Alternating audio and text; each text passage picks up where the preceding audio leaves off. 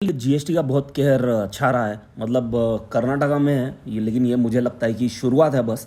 कि मतलब जितने भी ठेले वाले हैं, जितने भी जो भी लोग हैं, उनका जो डेटा है वो फ़ोन पे, गूगल पे वगैरह से जो है जीएसटी अथॉरिटीज़ ने लिया है और उनको अभी धड़ाधड़ नोटिस भेजे जा रहे हैं। और मतलब एक रूल बता दे यार, अगर आप सर्विस प्रोवाइड कर रहे हो कोई भी, तो फिर उसके लिए 20 लाख लिमिट है। अगर उसको क्रॉस करोगे तो फिर आपको जीएसटी लागू हो जाएगा।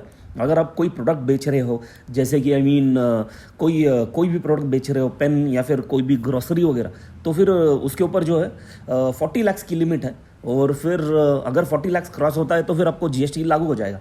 लेकिन जो जब आप फल बेच रहे हो या फिर ग्रेन्स वगैरह बेच रहे हो या फिर सब्जी बेच रहे हो, तो उसके ऊपर जीएसटी एप्लीकेबल नहीं है।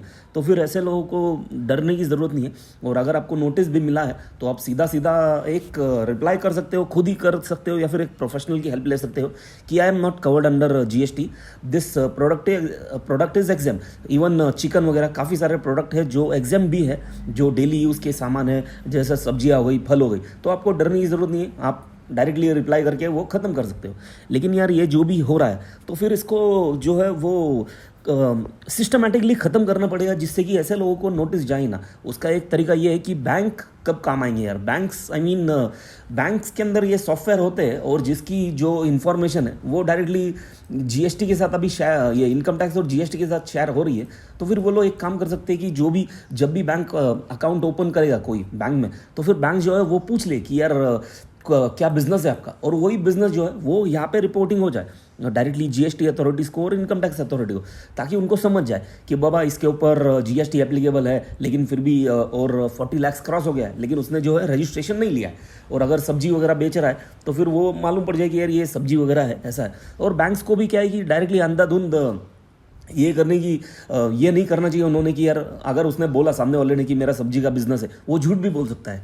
बैंक को जो है एक वैसे करना होता है फिजिकल वेरिफिकेशन बैंक को कि एक्चुअल में बिजनेस है या फिर नहीं है, लेकिन नहीं करता है बैंक। तो बैंक को एक वेरिफिकेशन करना चाहिए। इससे क्या है कि जीएसटी अथॉरिटीज़ का भी थोड़ा सा काम कम हो जाएगा। और वैसे भी बैंक को तो सब कुछ ये करना ही है ना लीगली, और सिर्फ एक सॉफ्टवेयर में फीड करना है और वो फॉरवर्ड करना है जीएसटी अथॉरिटीज़ को।